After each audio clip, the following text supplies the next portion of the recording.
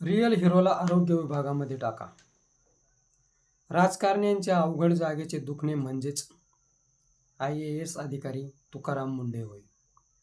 सांगताही येईना आणि दाखविता सुद्धा येईना.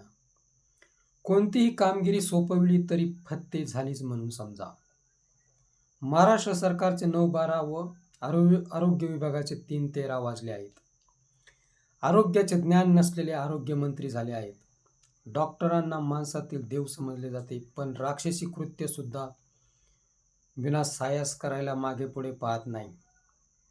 बाळंतपणाचा घरी खर्च किती होतो? रुग्णालयात 50,000 रुपये बिल फाडले जाते. ऑपरेशन सिझेरियन करून झाले तर 1 लाख म्हणजेच 100,000 रुपये बिल फाडले जाते. ही रक्कम म्हणजे चिंचोके नक्कीच नव्हेत. डॉक्टर टाक्यांसाठी सोन्याचे धागे वापरतात काय? आरोग्य विभागात प्रचंड गोंधळ आहे. पगाराच्या पावत्या सिक्के मारून दिल्या जात नाहीत. असे समजते की सरकारला दाखवायला वेगळी पावती व कामगारांना दुसरीच पावती दिली जाते.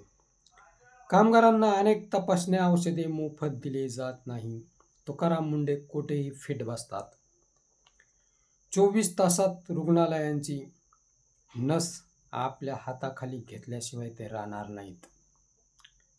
मित्रहो, आरोग्य विभागासाठी अनेक योजना आहेत, अनेक कार्ड बनविली जातात.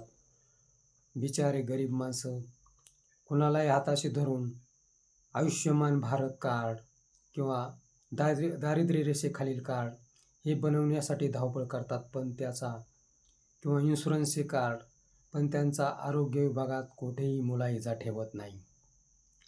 ह्या माजुरी लोकांना वठणीवर आणण्यासाठी तुकाराम मुंढेंसारखा तिथे खमक्या प्रतिनिधी हवा आहे. मित्र, हा व्हिडिओ कसा वाटला ते कमेंट बॉक्समध्ये सांगा व ॲक्शन मराठी चॅनलला सबस्क्राईब करा.